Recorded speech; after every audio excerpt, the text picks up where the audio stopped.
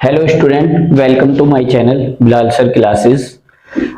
जैसा कि last video में हम बता चुके हैं, अपने 6 चैप्टर हम एक्सप्लेन कर चुके हैं, उनके इम्पोर्टेंट क्वेश्चंस बोर्ड एग्जामिनेशन के लिए जो काफ़ी टाइम पूछे जाते हैं और रिपीट होते हैं, तो एग्जाम में आते रहते हैं। अगर आप उनको अभी तक नहीं पढ़ चुके हैं तो हमारी पीछे वाली वीडियो को जाइए और उसमें देखिए और उन क्वेश्चन को स्टडी कीजिए। अगर किसी क्वेश्चन का सॉल्यूशन आप नहीं ले पा रहे हैं, समझ में नहीं आ रहा है, तो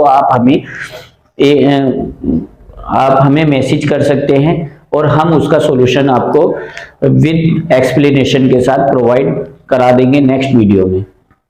और अभी तक जिन्होंने हमारा चैनल सब्सक्राइब नहीं किया है, वीडियो को लाइक नहीं किया है, वो हमारा चैनल सब्सक्राइब कर दें और हमारी वीडियो को लाइक्स और कमेंट कर दें और अपने दोस्तों को शेयर भी कर दें। आज हम बात करते हैं इस वाली वीडियो में नेक्स्ट चैप्टर 7th चैप्टर वैद्युत धारा का चुंबकीय प्रभाव। इसके मोस्ट इंपोर्टेंट क्वेश्चन जो आपके बोर्ड एग्जामिनेशन में पूछे जाते हैं आज हम डिस्कस करेंगे और उनके बारे में एक एक क्वेश्चन के बारे में जो पेपर में आते हैं, किस टाइप से आते हैं, वो भी आपको बताएंगे। देखिए, जैसे इस चैप्टर में पहला है आपका क्वेश्चन, बायो-सैवर्ट का नियम लिखिए।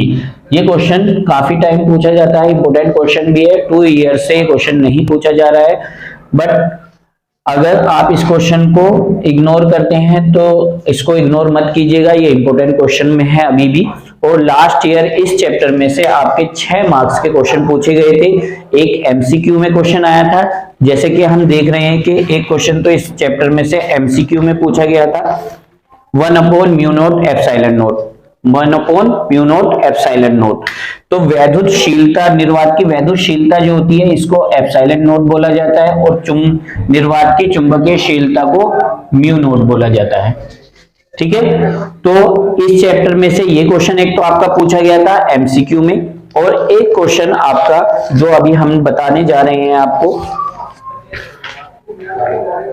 एक धारावाही वृत्ताकार कुंडली के केंद्र पर चुंबकीय क्षेत्र की तीव्रता का व्यंजक प्राप्त कीजिए, इसमें प्रयुक्त नियम का भी उल्लेख कीजिए।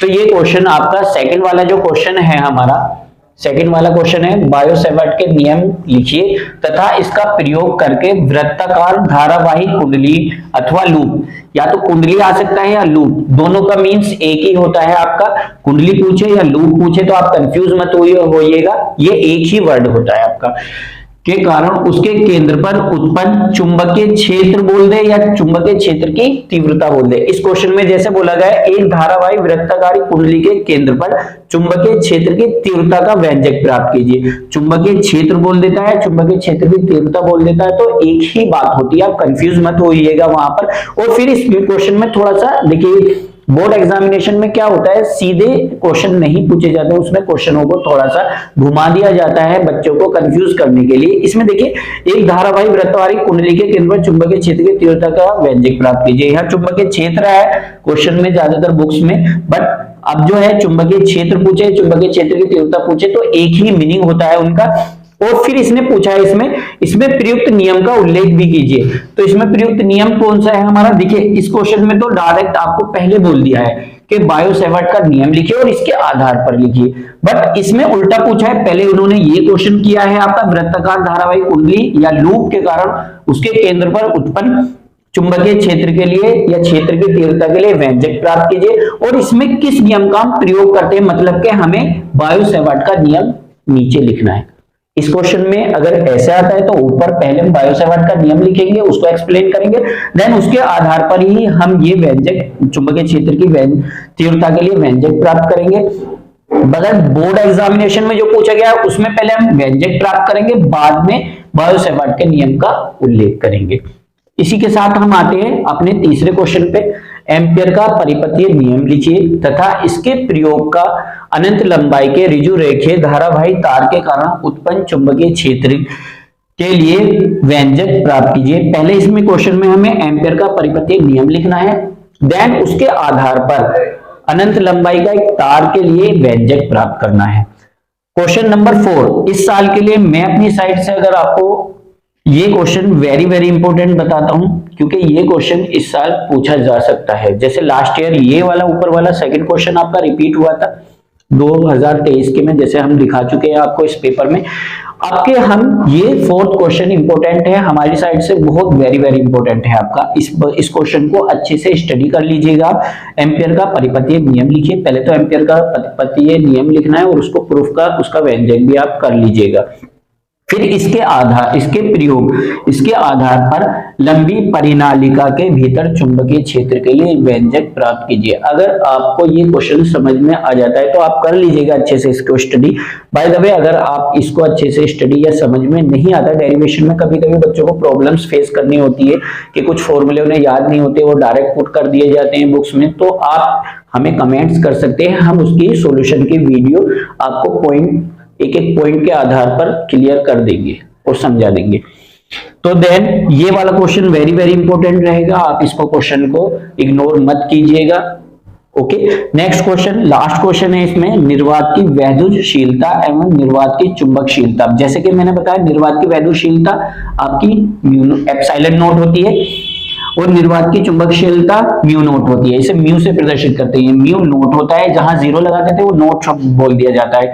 ये एप्सिलॉन होता है, ये एप्सिलॉन नॉट होता है, इसको जीरो लगा देते हैं तो एप्सिलॉन नॉट बोला जाता है आपका। वह संबंध स्थापित कीजिए।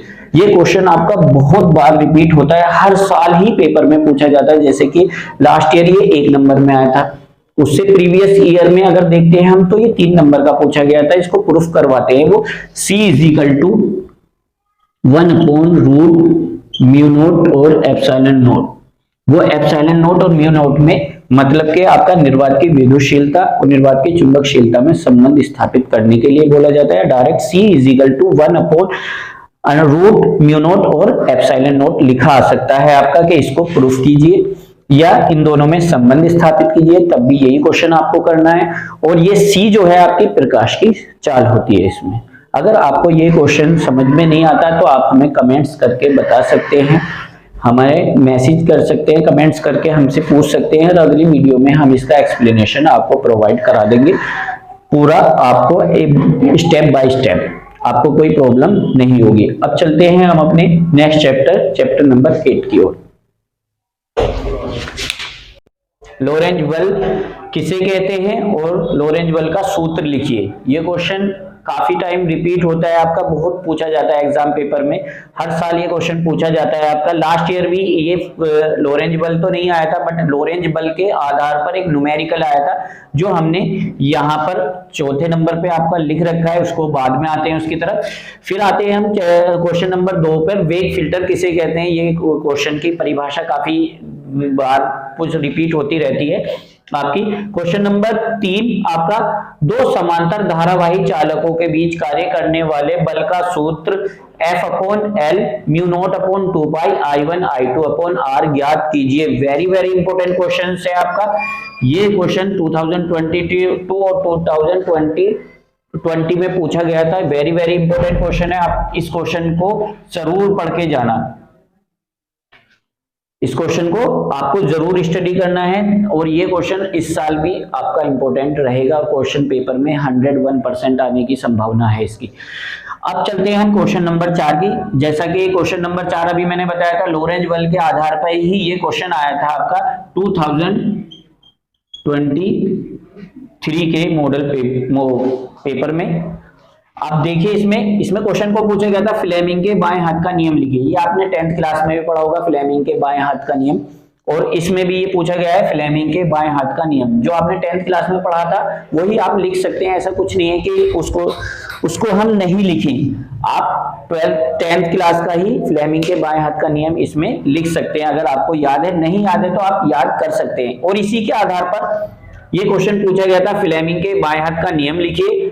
1.01 × 10⁻⁹ कूलाम से आवेशित कण चुंबकीय क्षेत्र B = इतने 4I + 3J, टेस्ला में V वेक्टर =-75I + 100J। जो क्वेश्चन में यहाँ हमने लिख दिया है आपका 2023 में ये न्यूमेरिकल पूछा गया था। आपके भी इस पे न्यूमेरिकल आने की संभावना है आपके लोरेंज बल पर। तो इससे रिलेटेड कुछ क्वेश्चन हम अगली वीडियो में आपको बता देंगे, उससे रिलेटेड कुछ न्यूमेरिकल सोल्व कर देंगे अपनी नेक्स्ट वीडियो में। तो आप हमारी नेक्स्ट वीडियो को जरूर देखना, जिसमें हम इसके न्यूमेरिकल के ऊपर हम वीडियो बनाएंगे। डेरिवेशन, जितने भी हम डेरिवेशन बता रहे हैं उनके सॉल्यूशन पे वीडियो बनाएंगे, और जिसमें भी किसी को उसमें डाउट होता है या नहीं सॉल्यूशन मिल पा रहा है या कोई भी डाउट होता है तो आप हमें कमेंट्स में लिखकर बता सकते हैं। हम उनकी वीडियो आपको नेक्स्ट डे प्रोवाइड करा देंगे। जितनी भी उसमें आपको प्रॉब्लम होती है आप हमें बता दीजिएगा। हमारे चैनल को लाइक कीजिए, कमेंट कीजिए और सब्सक्राइब कीजिए।